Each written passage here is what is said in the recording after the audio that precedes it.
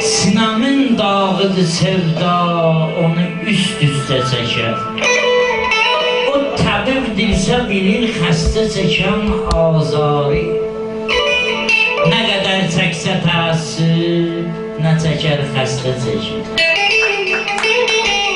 Gül dərər sevdiyi üçün sevilən bir aşiq, dəli bir rəssam isə zövq ilə güldəstə çəkər.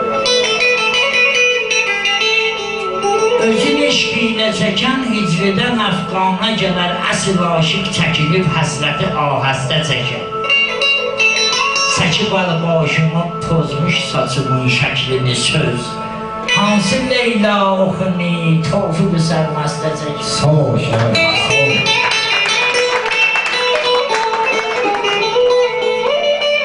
Hicrinlə tökər göz, elə leysan üzə dəyməz. Hicrinlə tökər göz, elə leysan üzə dəyməz. Hicrin mənim olduqda gecəm gündüzə dəyməz.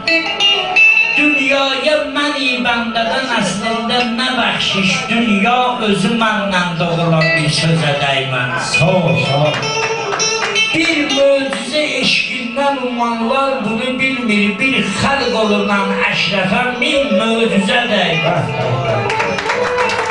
Məndə o gözəldir ki, ətəkdən tutur ellər. Səndən nə gözəldir ki, ətəklər dizə dəymər. Yar var ki, gözəllər gözəlindən də gözəldir. Süleymanın qəzəli var, sən gözəllər gözəlindən də. Yar var ki, gözəllər gözəlindən də gözəldir. Tofiq deyə, ondan da gözəldir, gözə dəymər. Sağ ol, şəhər.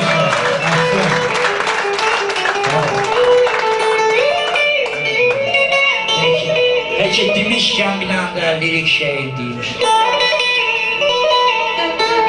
Gözüm bu ağrıya sana dost dedi. Gözüm bu ağrıya sana dost dedi. Arabil yüzünü görməkdən ötürü.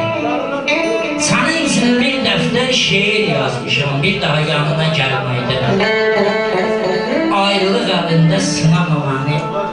Yüzünü görəndə dərd gedir ay dost. Bu ki dostluq deyil, qınamamanı, başdan ayağa sevgidir ay dost. Düşüb yollarına yalvarmıram ki, nə özünə ağla, nə mənə ağla. Biraz gül başıma gələnlər üçün, biraz taleyimə düşənə ağla. Min kəlmə atmışdım ayağın altında, bir kəlmə dilindən qapa bilmədim. Sənin gözlərində itirdiyimi, sənin gözlərində tapa bildim. Sağ ol, şəhər.